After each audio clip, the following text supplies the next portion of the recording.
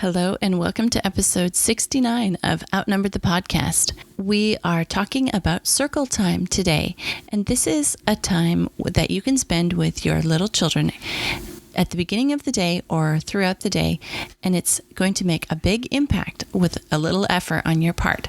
So we go through what is circle time, why is it important, how to add it to your homeschool rhythm, and then we each talk about an example of what our circle time is currently including. We hope you enjoy this episode.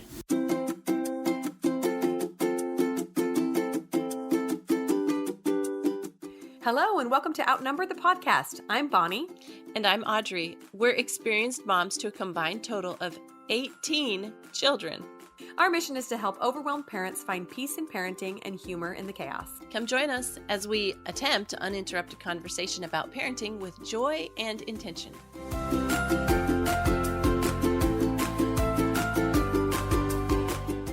Okay, and we are so excited to talk to you today about this really practical episode talking about circle time. But first of all, we wanted to share a little something with you. So I know we've mentioned before we have set up a place on Patreon where you guys can support us. And in the month of April, we gave away one of the top level tier interviews to one of our followers over there on Patreon. And we had such a nice time talking to her. We gave her some advice on a couple things that she asked for questions about. And I just wanted to read a little bit of an email she sent us because it was so sweet. So she said, "Thank you again so much for taking the time to chat with me this evening. I'm so grateful for you both. Truly, this was probably the highlight of this year so far. I just wanted to thank you both again for such a wonderfully fulfilling opportunity to talk with you. I'm looking forward to working on your suggested action items. Your kindness, consideration, and thoughtfulness means so much to me." I just thought that email was so sweet. It totally was. It made my day. Yeah. And talking to her was really, really neat. Like, I really enjoyed being able to share some of our experience with her because the things that she brought up and was wanting to talk about were things that both you and I had experience with, Bonnie. And that's why we offered that tier to our, some of our Patreon followers, is so that we can help you. We can share with you specifically on what you want to talk about.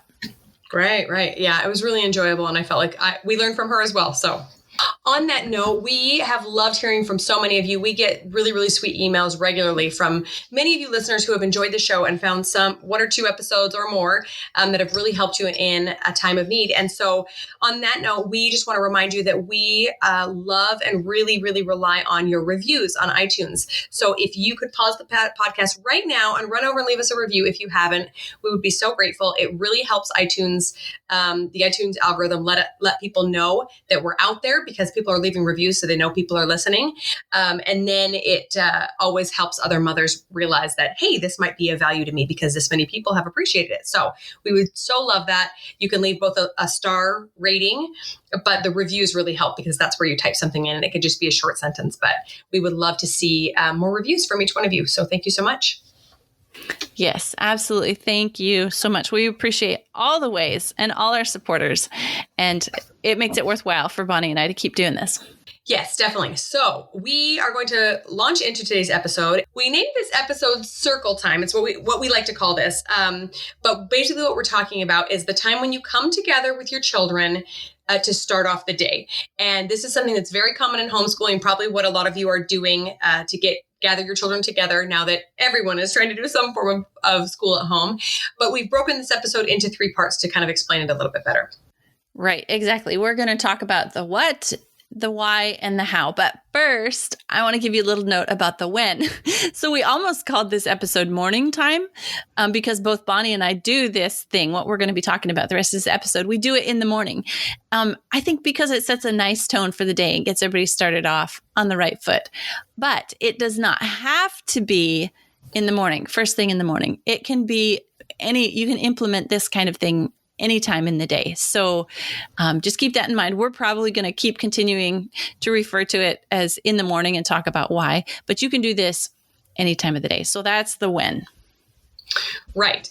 Just like any part of homeschooling or motherhood in general, if you try to do something and it doesn't work and it doesn't work and it doesn't work, sometimes you just have to shift your expectations a little bit. Well, instead of expecting it to work at 7:30 in the morning, maybe I try at 10, or maybe I try at 1 p.m., or maybe I try, just to be flexible with that. So love that thought.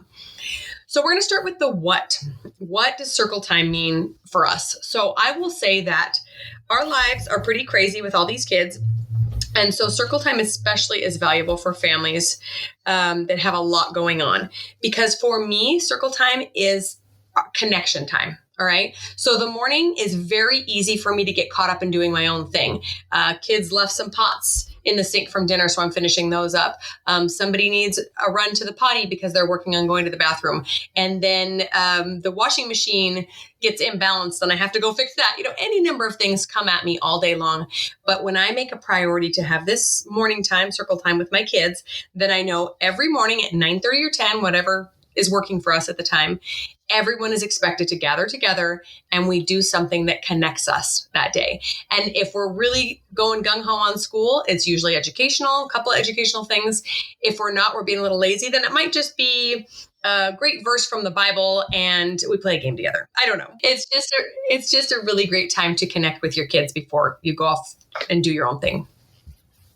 Yeah, my kids kind of see it as the signal that it's the beginning of the school day, whereas, some of the older ones do go off and do their own thing before this time that we have together, but the little ones don't start, even though afterwards I release some of them to, okay, now you go work on your math while I work with so-and-so on their reading. But they don't go work on their math while they're waiting for circle time to begin because I'm, finishing up the load of dishes or whatever. Yeah. So my kids kind of see it as like the signal that, okay, now school is starting. Yeah. So what does it mean to us in our house? It's like you said, together time. It's an opportunity to work on subjects or skills that everybody needs together. So my older kids actually don't come and participate in our circle time because they don't need some of these subjects and skills. But for example, some of the things in the past that I've worked on during circle time are days of the week, months of the year, learning to tell time, that kind of thing where everybody needs to work on that, everybody in the circle needs to work on that kind of thing.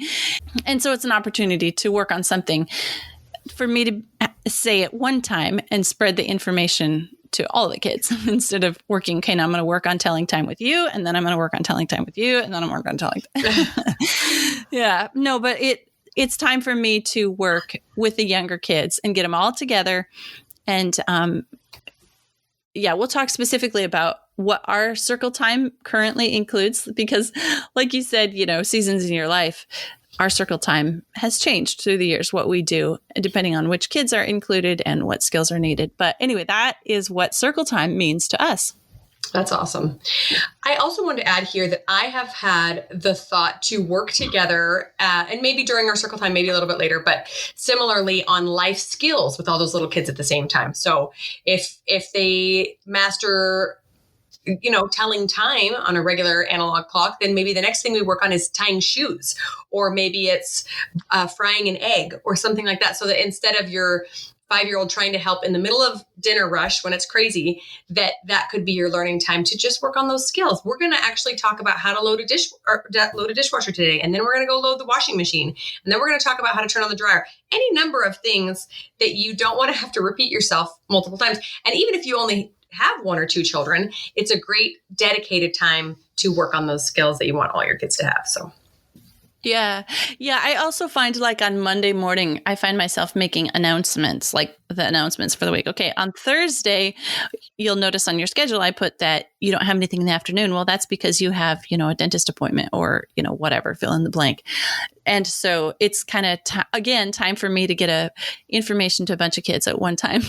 Right. I don't know if your kids are like mine, but I'll call 3 kids, I'll open the door and call out 3 names for 3 kids to come.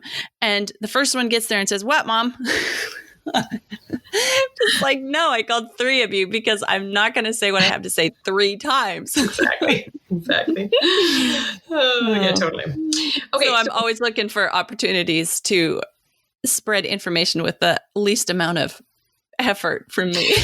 Yeah. And actually, if you're doing calendar skill, then that would be a great time to do the calendar for the week, right? Like, hey, this is Monday, Tuesday, Wednesday, Thursday, Friday. By the way, does anybody know what happens on Friday? Well, it's so-and-so's birthday and we're going to have this for a party and our cousins are going to come over, whatever. So I love that idea.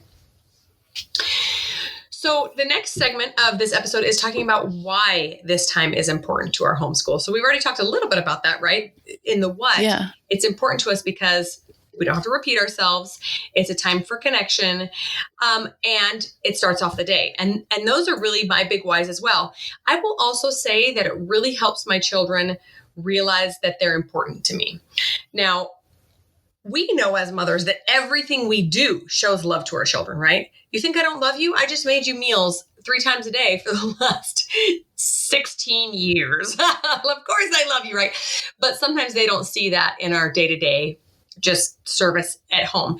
When we sit down and connect during this circle time, we can kind of get our finger on the pulse of what's going on. We can kind of tell, hey, so-and-so is a little bit cranky today. I wonder what's going on in their life. Hey, so-and-so was a little bit hyper. Maybe we need to look at their diet, right? So it's a chance to really sit down in this small group and just kind of feel out how kids are doing. And then if they are being wild or they're not in a great education mindset, sometimes we throw the education plan out the window and just do something fun, like I mentioned before. This usually looks like reading books to my little kids because they always love to snuggle and read books with me. Or it could be a simple card game or, whatever. We're going to plan a dessert to have tonight after dinner, and we go and print out a recipe and we get all the supplies, whatever. So just kind of that feeling how everybody's doing. Yeah, that's probably exactly the same reasons why this time is important to us too. So it's about connecting with each child, like taking their temperature, their emotional temperature, and see what's going on and how they're doing that day. And it is an opportunity that they know mom's going to be sitting there at the table. And so if I was having trouble in my math yesterday, it's a good opportunity for them to say, hey, mom, could you help me with these couple problems here that I just can't figure this out, and, whatever. But I also feel like it's a time for me to let them know that their education is important to me. I'm prioritizing their education. And unless I'm looking something up on the internet that relates to what we're doing during that circle time, I won't have my phone in that time, because even if I'm not on it, studies have shown that kids feel less, what's my word, paid attention to if your phone is there, and a little notification pops up. And even if you just glance at it, then, it's just a distraction during that time. So that's one way that I let them know that you are the center of my attention right now, is that not having a device there. Unless, of course, we're using it for something we're doing. And then it's also an opportunity to add in things that are missing. So let's say I really want to add in more art lessons with my kids or whatever, spend some time drawing with them. Well, okay, so maybe once a week during circle time, I pass out paper and pencil and we all just draw while we sit there and chat about, whatever during that time. And it's a place, once you have a routine, it's a place that you can hook more things onto. So, I mean, you hear this all the time. Like, if you consistently brush your teeth before you go to bed, then next you can say, okay, I'm going to brush my teeth and read my Bible before I go to bed. And then when you have those two down, okay, I'm going to brush my teeth, wash my face, and read my Bible. See, it's what you can just build on. It's a consistent place to be able to add in things that are missing. Right. And on that note, I will say that if you are new to circle time, you probably shouldn't expect your kids to sit down and listen to you, read an encyclopedia for an hour, right? You're going to have to start small, especially if your children are young.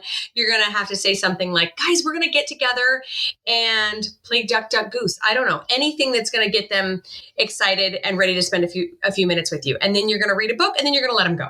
Right? That's a very easy way to just get them started with this routine. And then after a few days or a week or so, then you can start implementing something that they might be not quite as excited to do, like memorize a poem, but they'll get excited about that sort of thing as well, because you are, and because you're doing it all together. Right?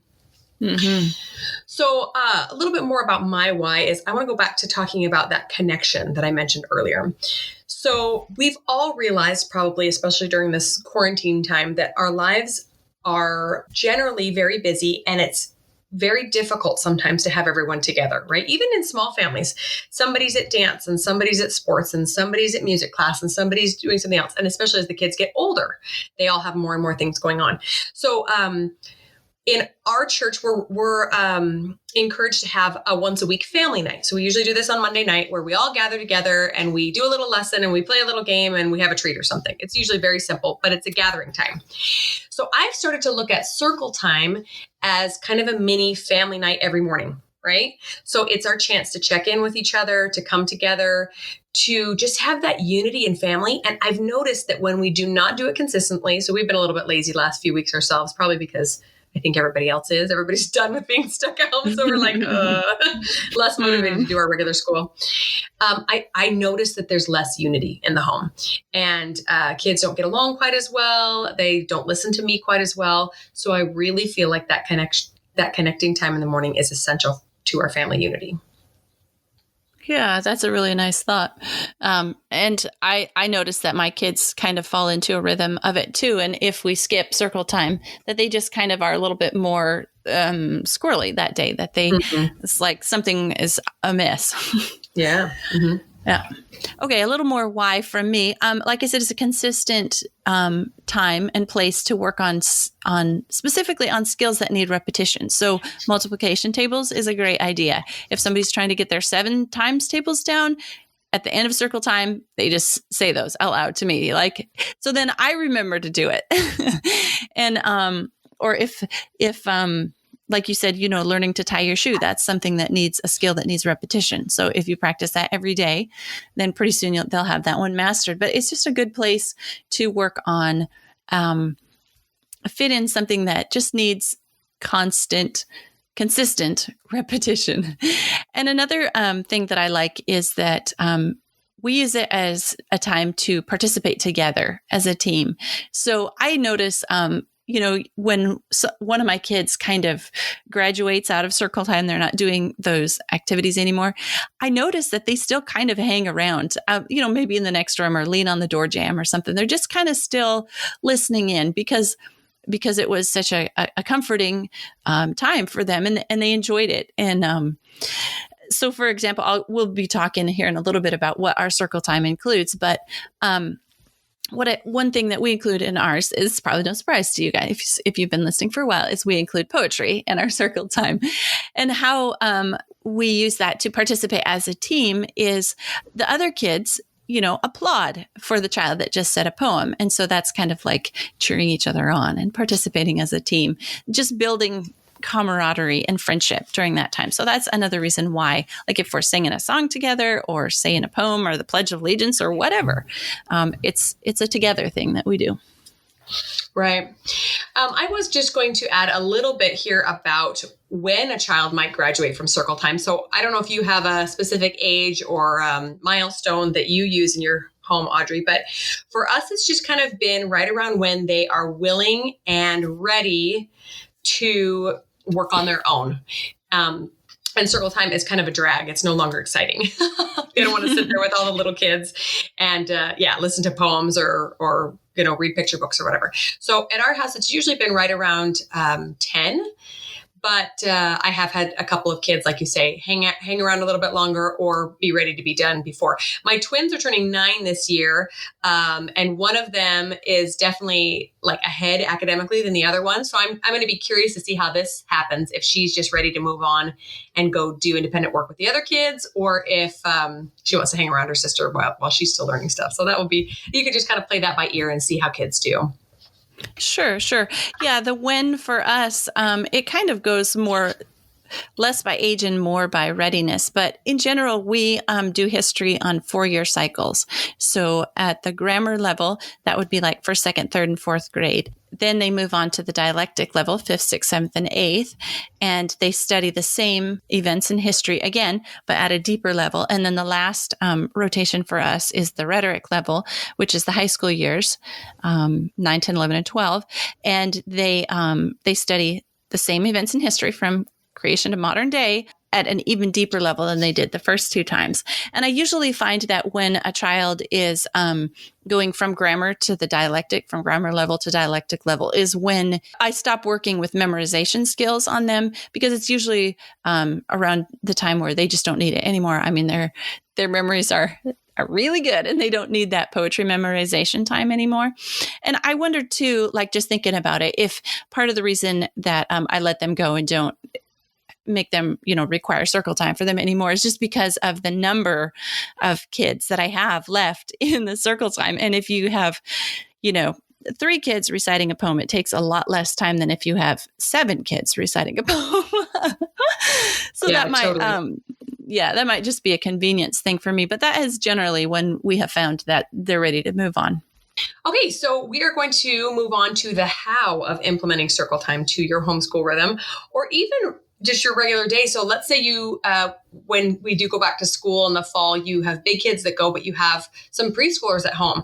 This is a great thing to do with little ones who get antsy or don't really have enough structure to their day and they just want you to play with them all day long. Having a quick little circle time with a 2, 3, 4-year-old could be a great way to give them individualized attention or small group attention, right? And then they tend to be a lot better at playing on their own because mom has already fulfilled their need for interaction. Have you found that to be true, Audrey? Oh, yeah. And I remember Rachel talking in our episode with her about how she sets a timer and then puts her whole self into doing what she's doing with that kid for 15 minutes or whatever the timer time is. And then they're fulfilled and she can go and do the things that she needs to do. Right. And that's a great segue into this how. So it's always difficult to start a new routine with kids, right? They don't know what to expect. Yeah. Everything's new. So you can start by saying, we're going to do something fun at 9:30 every morning, guys. It's only going to be 10 minutes long. So at 9:30, you all gather and you set a timer. And here's the key. You choose what you're going to do and you gather the supplies before the kids gather. So yes, that is like so key. I only so made that mistake for like a year. Like, why do I keep running off? Oh, because I'm not ready. So be 100% ready before your time and make sure the kids know ahead of time, even the day or night before. Hey, don't forget, we're going to do our new circle time at 9:30 in the morning.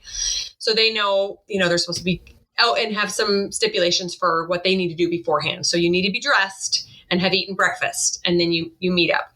And then and then you can just start a timer and say, okay, it's only going to be 10 minutes. We're going to read this book and this book.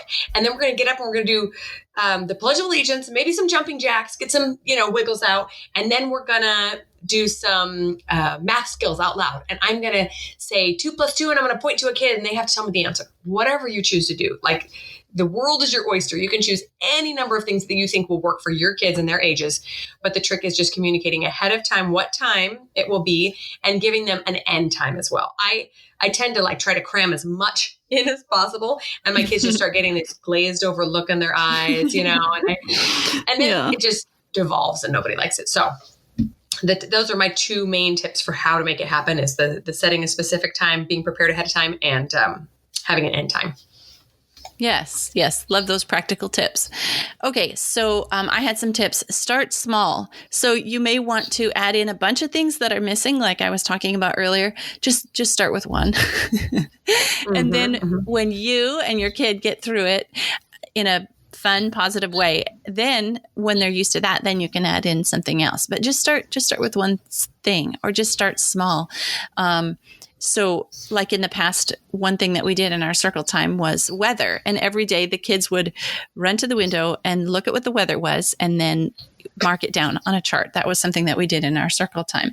And they really enjoyed that. And we just did that one thing that was like circle time. Yeah. And then when they had that down, then we added in the next thing. So then we did maybe the weather and a poem. And then, so just start small. Don't expect, you can have a vision and a goal of where you want it to go. When I worked in preschool, we always started circle time with a song. Back then it was on a record player. Dang. And I think by the time I was done working there, they had upgraded to a cassette player. Wow.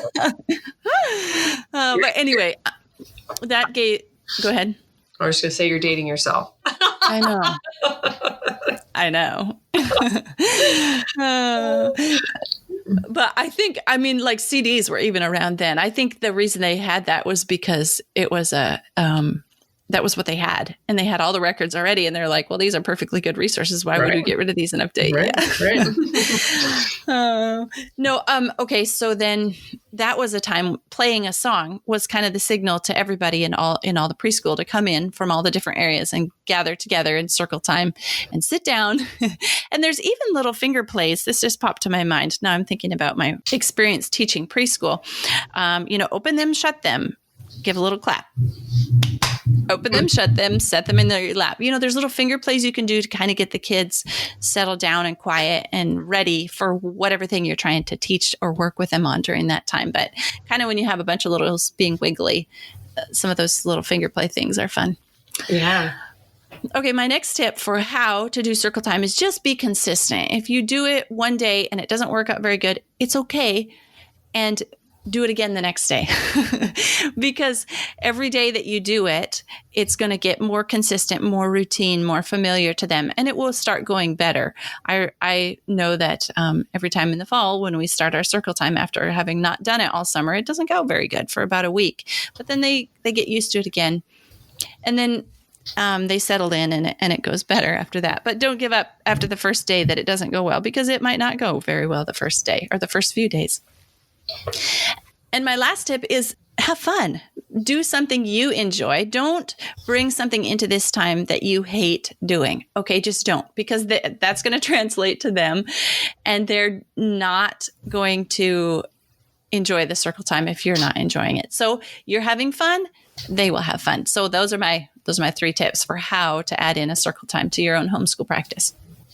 Yes, I love those. And I was just chuckling a little bit when you were talking about the weather because we got one of those big calendars a few years ago, with little slots for the day and the month and the weather and everything else. And my kids loved it until they realized that whoever got the weather slot, we live in Arizona. It's like hot, sunny, hot, sunny, hot, sunny for 70% of the year. They're like, this is boring. I don't want to do the weather anymore. And my 4-year-old, when there was like a single cloud in the sky, they're like, it's going to rain. Yes. I'm like, probably not, but sure. Throw the rain cloud up there. We'll mix things up a little bit. What you have to do is do it with a dry erase board so they forget that it was just still sunny the day before and every other day previous. Yeah, totally. I was also going to reiterate the consistency thing. I have to admit, I am pretty terrible at consistency, especially when I get really gung-ho about something and then it doesn't work out the way I anticipated. And I tend to start too big, bite off a little bit more than I want to chew. And so that is definitely something I have to remind myself of very often, is to be consistent and to really read your children's cues, right? So let's say that you've been doing poetry regularly for a while, and now every time you bring it up, the kids go, oh, right? Well, then maybe it's time to change. You could still do poetry, but maybe get some funny, goofy poems, maybe get some ones that have some action moves in them, right? Where they're actually standing up and moving their bodies, or maybe it's just time to put poetry on the back shelf for a while and you do something else. So definitely don't make it a punishment or the kids will just have a terrible time and you'll be fighting them the whole time. Kids love Shel Silverstein poems. So if your poetry needs livening up, grab some Shel Silverstein. That's right. That will always make it interesting. We are now going to share a little bit of what our circle time looks like. I've shared already a few things that we do. Generally for us, it's mostly a reading time because I know I can convince my kids to come and read books with me. So we usually start with like a picture Bible, some sort of inspirational book, but usually a picture version so that the kids are excited and get to look at the pictures and say, oh, what's happening now? Who's that? And what's this? Etc. And then we move on to fun read aloud books. I like to do easy picture books that they're familiar with and they really love at this time, as well as more advanced read alouds, because reading aloud to kids, especially out of more advanced books, is really, really beneficial to their vocabulary, to their comprehension, etc., because it's something that they would never pick up on their own. It's too hard for them, right? And then we love, like, the things that you've said, like the calendar type thing. That's always very fun. The Pledge of Allegiance, etc. And then we really, really like doing basic basic math skills together as well, because math is a subject that you kind of either love it or hate it. And for the kids that struggle with it, it's always more fun when we're doing it together, either with manipulatives or just fingers and toes, or sometimes we'll pop up and down, whatever.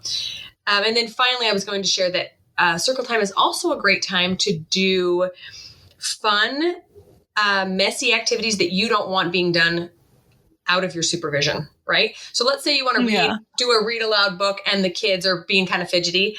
What if you got to the table and gave them all Play-Doh that they molded with and rolled with and cut while you're reading aloud? And then as soon as the book is done, you pack it away. So then they're like, oh no, we want to play more. And the next day they're super excited for the read aloud time because they get Play-Doh again. Or, the little stamp, the little paint marker stamps, or slime, or whatever horrible thing your kid always wants to play with that you hate, kinetic sand, I don't know, that goes in a special box that only gets brought out when mom is talking during circle time. It helps them focus. It helps keep the mess at bay because it only gets brought out once a day, etc. So that's worked for us. That sounds like a very fun circle time. But okay, so like I said earlier, our circle time has been all over the place and what we've included in it. And currently, I'll just talk about what our circle time includes right now. So this year, our couple of the kids are studying for science, flying creatures. So I bought one of those Audubon day of the week. But page a day calendars. And each one had a picture of a different bird on it. So what we do, we start out our circle time by, we go to ebird.com. I think that is what it's called. I'll link it in the show notes for sure. And we look at different pictures of the birds, what the male and female look like. We look on the map and see, there's a map on each page, each bird page, and see if we have that bird in our area or where in the world that bird looks. And then the third thing on that page that we do, like there's lots of things you could do on each bird page. This is on the internet. We listen to what that bird sounds like. And then we take, as we're listening to what that bird sounds like, one of the kids takes the picture of the bird from the calendar and they tape it up on the wall. So we're nearing the end of our year this year, and we have this entire bird wall that they've taped up pictures of birds all over the place. So that's our first thing that we do during circle time. The next thing that we do is we have a box of sign language flashcards, and I grab 5 cards out of there, and we go through those 5 cards, either learn them, or on Friday, we review all the cards we've done for the week. And then poetry is the last thing that we do. So the four kids that I'm working with during circle time, they will each recite 1 or 2 poems, and their siblings will clap for them, and it helps them work on resuscitation, saying it out loud and standing up straight and looking people in the eye and all those kind of skills. So those are the things that we are doing during our circle time right now. And it's been a really fun year.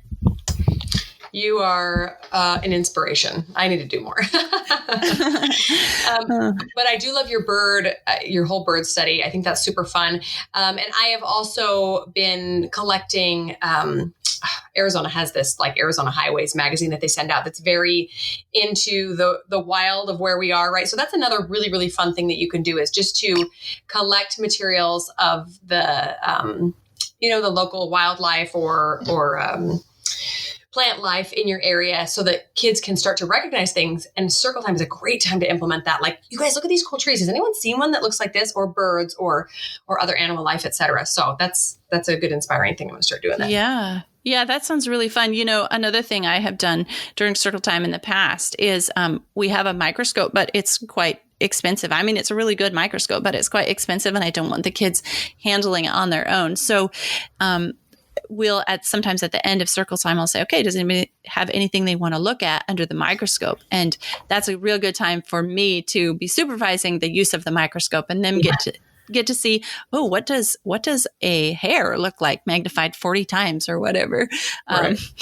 So like you said earlier about supervising, using something that's messy or using something that's expensive, something that you're right there for them to look at. So, and then they don't try to get into the microscope other times. They'll just hang on to their bird feather or whatever they found, because they know that during circle time, Mom will say, does anybody have anything they want to look at under the microscope today? So expensive things can be preserved and not broken. I love that. That's a great idea. Yeah, so just to wrap up, I just want to say that circle time is just like any other aspect of homeschooling or parenting in general. It can be super, super beneficial if we start small and be consistent, right? And not have it be one more thing that we're piling on our plate, but rather a simple way to connect with our kids. Yeah, exactly. I think that's just the essence of circle time, is that we're letting our kids know that we love them, they matter to us, and we want to, their education matters to us, and that we want to help them learn and have fun with them. I think that's a very important message that can be passed on during circle time. Be sure to take a look at our show notes because we'll be linking some of the things we talked about today, resources for circle time. Okay, everybody, have a great week. We look forward to talking to you next time. Thanks so much for tuning in. Did you know you can help the podcast in several ways? First up, we're on Patreon, and there are 3 different levels to support us there. Just head to patreon.com/outnumbered. Next up, if you enjoyed this episode, please leave us a written review on iTunes. It helps other parents find the podcast and receive the help you're enjoying. And finally, you can follow us on Instagram @OutnumberedThePodcast. We're always having fun over there, too. As usual, if you have any questions or ideas for future episodes, you can reach us at outnumberedthepodcast@gmail.com. Thanks for all your support. We'll talk to you next week. Hey, give me 1 second. I got a kid with a poopy diaper at the door. I'm going to get my kid. Hold on. Just a minute, babe.